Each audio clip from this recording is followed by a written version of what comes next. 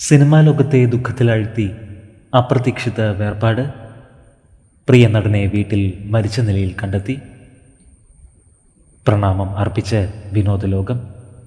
പ്രശസ്ത ഹോളിവുഡ് നടൻ മൈക്കൽ മാഡ്സനാണ് അന്തരിച്ചത്.